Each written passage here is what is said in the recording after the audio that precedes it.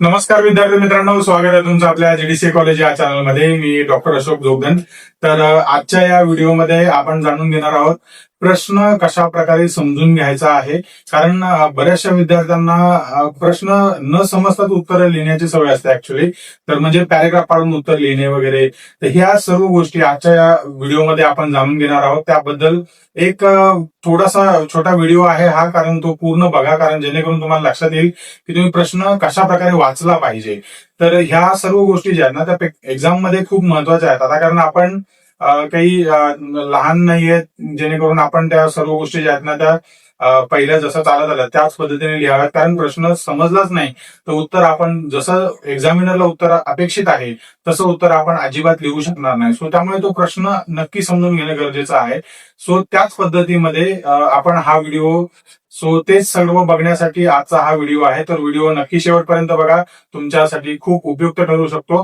तर चला तर मग सुरू करूया. ध्येय नवीन समोर दिसतंय, बँकिंगचं स्वप्न पूर्ण होणार. जीडीसीएची साथ जिंकायची ही वाट, यशाची गॅरंटी आता सुरुवात. जीडीसीए कॉलेज हो भविष्य उज्ज्वल, जीडीसीए कॉलेज मिळणार यश.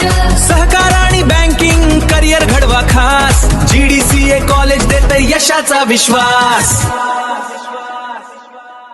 तर आता तुम्हाला काही मी जे गेल्या वर्षीचे पेपर्स आहेत ते दाखवतो, जेणेकरून तुम्हाला लक्षात येईल. आणि त्याचे प्रश्न पण, जर दिसला नाही तुम्हाला पेपर तर प्रश्न दाखवतो मी समोर काही. तर तो प्रश्न तुम्ही बघा कशा प्रकारे आपल्याला वाचायचा आहे. तर यामध्ये जो शेवटचा पेपर आहे, पेपर क्रमांक 6 बँकिंग.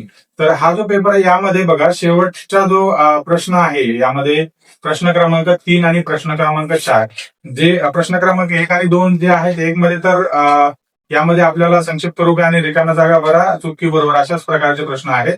साधारणपणे 20 मार्कचा पहिला प्रश्न आहे. आणि जो दुसरा प्रश्न आहे तो 20 मार्कचा आहे, टिपा लिहा. आता यामध्ये जे आहेत ना या पेपरमध्ये, या चौथ्या पेपरमध्ये गेल्या वर्षी काय विचारलं होतं, तिसरा प्रश्न जो आहे त्यामध्ये बघा लिहिलेला आहे प्रत्येकी 150 शब्दात उत्तर लिहा. म्हणजेच जास्त उत्तर त्यापैकी त्यापेक्षा जास्त उत्तर लिहायचं नाही. आता यामध्ये काय आहे की आता या उत्तराला, या प्रश्नासाठी प्रस्तावना लिहिणं आवश्यक आहे का असं तुम्ही विचाराल, तर नक्की लिहिणं आवश्यक आहे. लिहाच, कारण ते एक प्रेझेंटेशन चांगलं असतं. 1-2 लाईनीची प्रस्तावना लिहायला काही वेळ लागत नाही. आता हा प्रश्न समजून घ्यायचा आहे आपल्याला पहिला. तर जो पहिला प्रश्न विचारला होता तो होता जिल्हा मध्यवर्ती सहकारी बँकेची कामे सविस्तर स्पष्ट करा. सविस्तर स्पष्ट करा असं विचारलेलं आहे. कोणाची कामे? जिल्हा मध्यवर्ती बँकेची. तर यामध्ये प्रस्तावना ज्यावेळेस आपण लिहू उत्तरासाठी, तर त्यावेळेस उत्तरासाठी प्रस्तावना लिहिताना आपल्याला जिल्हा मध्यवर्ती बँक जी आहे ती काय आहे याबद्दल तुम्हाला थोडंसं लिहायचं आहे. 2 ओळीच लिहायच्या. आणि त्यानंतर बँकेची कामे विचारले, सविस्तर स्पष्ट करा. मग आता कामां जे आहेत, वर्क्स, बँकेची कामे जे आहेत ते सविस्तर स्पष्ट करा असं म्हटलं. मग त्यावेळेस ज्यावेळेस मेन उत्तर लिहाल तुम्ही त्यावेळेस तुम्हाला जिल्हा मध्यवर्ती बँकेची कामे अशी हेडलाईन द्यायचे. आणि महत्वाची कामे असं तुम्ही म्हणू शकता. प्राथमिक कार्य, त्यानंतर त्यांची डेव्हलपमेंटल कार्य जे काय आहेत ते, ह्या कामं जे आहेत ती डिवाइड करायची. पॅटर्न म्हणजे त्याचा काय म्हणतात त्याला, 1-2-3 प्रकारामध्ये डिवाइड करायची. सर्व 3 ते 4 प्रकारची कामं लिहायची. बँकिंग काम काय आहे ते सर्व गोष्टी ज्या आहेत ना त्या पद्धतीने लिहायच्या. आणि त्यानंतर खाली निष्कर्ष लिहायचा 2 ओळी. तर हे साधारणपणे 2-4 पॉईंट जरी लिहिले तुम्ही तरी सफिशियंट आहे. फक्त पॅरेग्राफ पाडून उत्तर लिहायचं नाही, एवढं लक्षात ठेवायचं. प्रश्न समजून घ्या. त्यानंतर खाली बघा लिहिलेलं आहे इंटरनेट बँकिंगचे फायदे लिहा. इंटरनेट बँकिंगचे फायदेच विचारलेले आहेत, तर फायदे लिहायचे होते. तर इंटरनेट बँकिंगचे फायदे लिहिताना मग इंटरनेट बँकिंग बरोबर थोडी प्रस्तावना लिहा. हे थोडं स्टँडर्ड आहे म्हणून मी सांगतो तुम्हाला. तुम्ही तुमच्या पद्धतीने लिहा. असं काही नाही की तुम्ही मी सांगितलंय म्हणून तसंच लिहिणं गरजेचं आहे. पण पॉइंट्स नक्की महत्वाचे आहेत. इंटरनेट बँकिंगचे फायदे जे आहेत ते पॅरेग्राफ मारून नाही घ्यायचे. फायदे जे आहेत ते काय फायदे आहेत, कशा प्रकारचे फायदे, ते सर्व फायदे जे आहेत ते एका खाली एक लिहायचे. मग त्याला अंडरलाईन करायचे. एखादा महत्वाचा मुद्दा वाटला तर त्याला अंडरलाईन करायचे, जेणेकरून ते एक्झामिनर तुमच्या उत्तराकडे अट्रॅक्ट होईल. त्यानंतर तिसरा प्रश्न होता ग्राहकांचे प्रकार. तर ग्राहकांचे प्रकार जे आहेत ते लिहायचे. म्हणजे टाइप्स ऑफ कस्टमर्स इंग्रजीमध्ये म्हणतो आपण त्यांना. कस्टमर काय आहे आणि त्यानंतर कस्टमर्स बद्दल प्रस्तावना लिहायची. आणि त्यानंतर खाली तुम्ही टाइप्स ऑफ कस्टमर लिहू शकता, निष्कर्ष. अशा प्रकारे तुम्ही उत्तर लिहा. चांगल्या पद्धतीने तुम्हाला तिथे मार्क्स, प्रेझेंटेशनला चांगले मार्क्स मिळतात.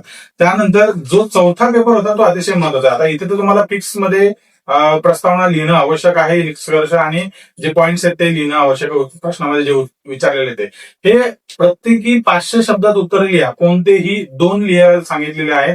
तर यामध्ये ज्यावेळेस आपण प्रश्न वाचू ना, तो प्रश्न कसा वाचायचा व्यवस्थित, जेणेकरून तुम्हाला उत्तर त्या प्रश्नाचं जवळजवळ तुम्हाला काय विचारलंय हे इमिडिएटली कळतं. आता याच्यामध्ये पहिलाच प्रश्न आहे, आरबीआय म्हणजेच रिझर्व्ह बँक ऑफ इंडियाच्या विविध कार्याची चर्चा करा असं विचारलेलं आहे.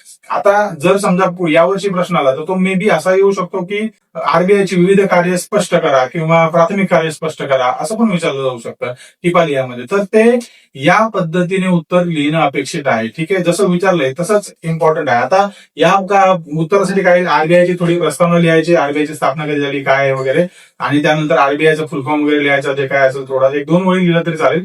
त्यानंतर नेक्स्ट पार्ट मध्ये ज्यावेळेस उत्तर लिहू आपण ऍक्च्युअल, त्यावेळी विविध कार्याची चर्चा करा. मग आरबीआयची कार्य, प्राथमिक कार्य, डेव्हलपमेंटल कार्य, त्यानंतर बँकिंग कार्य काय, हे सर्व गोष्टी ज्या आहेत ना त्यातली कार्य डिवाइड करायची, त्या कार्याला प्रत्येक कार्याला अंडरलाईन करायची, या पद्धतीने उत्तर लिहायचं.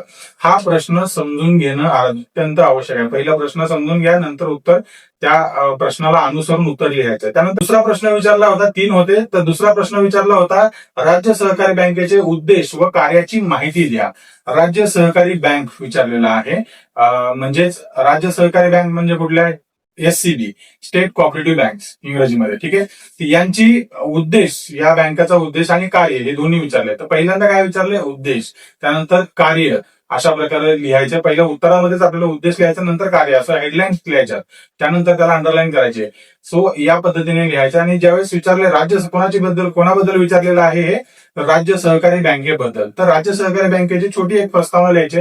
राज्य सहकारी बँक काय आहे, कोणाला रिपोर्ट करते, किंवा त्याच्यानंतर काय गोष्टी आहेत, या सर्व गोष्टी ज्या आहेत ना त्या नमूद करायच्या. 2 ओळीच लिहा, जास्त ओळी लिहू नका. आणि त्यानंतर खाली आपलं मेन उत्तर चालू करायचं, नंतर निष्कर्ष शेवटी या सर्व प्रश्नाचा उत्तराचा निष्कर्ष लिहायचा, छोटा 2 ओळी.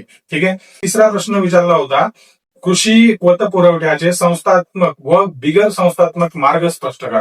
हा सुद्धा प्रश्न जो आहे तो आता त्यात विचारले, कृषी पतपुरवठ्याचे संस्थात्मक व बिगर संस्थात्मक मार्ग स्पष्ट करा. तर अशा प्रकारे आपल्याला प्रश्न समजून घ्यायचे आहेत. ठीक आहे, आता हे झालं शेवटच्या पेपरचं. त्यानंतर बाकी जे पेपर आहेत, समजा पेपर क्रमांक हा 5वा आहे, तर 5व्या पेपरमध्ये पण सेम गोष्ट आहे. बघा इकडे थोडक्यात लिहा असं विचारलंय, कोणतेही 4 स्पष्ट करा, फरक स्पष्ट करा.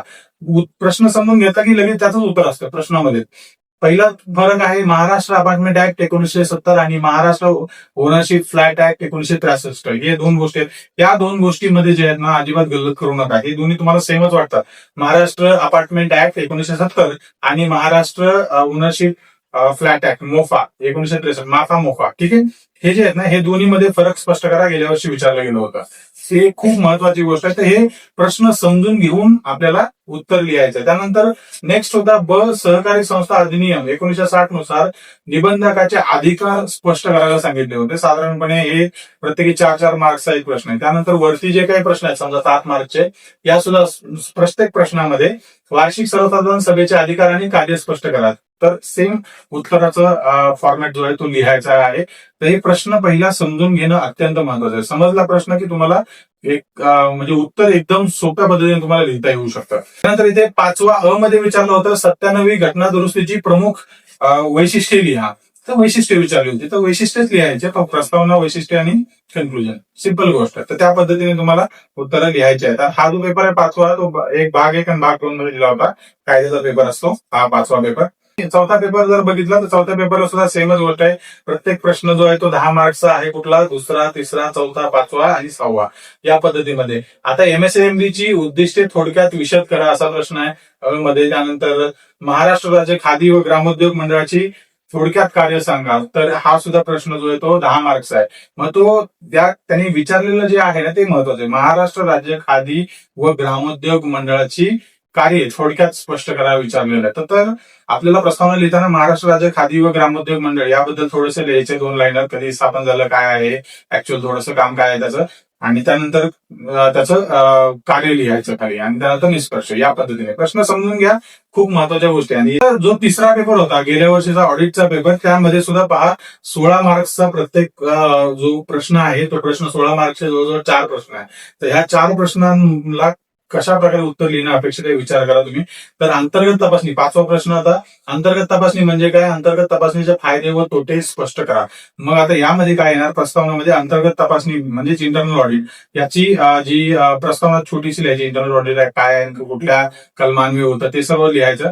त्यानंतर अंतर्गत तपासणीची व्याख्या लिहायची. अत्यंत महत्वाचा भाग आहे व्याख्या. म्हणजे प्रस्तावनेमध्ये जरी लिहिली तुम्ही व्याख्या तरी चालेल, काही प्रॉब्लेम नाही. त्यानंतर नेक्स्ट विचारलं काय त्यांनी की अंतर्गत तपासणीचे फायदे व तोटे स्पष्ट करा. तर ऍडव्हान्टेजेस आणि डिसएडव्हान्टेजेस विचारलेले आहेत, आपण इंग्रजीमध्ये म्हणूया. तर हे गोष्टी ज्या आहेत ह्या व्यवस्थित तुम्हाला पहिलं फायदे लिहायचे, नंतर तोटे लिहायचे, नंतर आपलं कन्क्लुजन लिहायचं, अशा पद्धतीने. म्हणूनच म्हटलो की प्रश्न समजून घ्या आणि त्यानंतरच उत्तर लिहा. पहिलं असंच लिहू नका की तुम्हाला जर समजा आलाच प्रश्न हा अंतर्गत तपासणी म्हणजे काय तेवढंच लिहा तुम्ही, बाकी पुढचं लिहिणारच नाही. तर त्यामुळे तो पहिला प्रश्न समजून घ्या, त्यानंतर उत्तर लिहा व्यवस्थित. ठीक आहे. तर हे गेल्या वर्षीचे पेपर्स होते सर्व. तर हे गेल्या वर्षी विचारले गेलेले प्रश्न होते प्रश्नपत्रिकेमधले. तर तुम्हाला हे जे प्रश्न जर हवे असतील तर ते ऑलरेडी सहकार आयुक्ताच्या वेबसाईटवरती अवेलेबल आहे. तिथून तुम्ही डाउनलोड करून पाहू शकता. तुम्ही आमच्याकडनं पाहिजे असेल तर आम्हाला तुम्ही कमेंट करा, ते तुम्हाला देऊ आपण, काही प्रॉब्लेम नाही. ठीक आहे.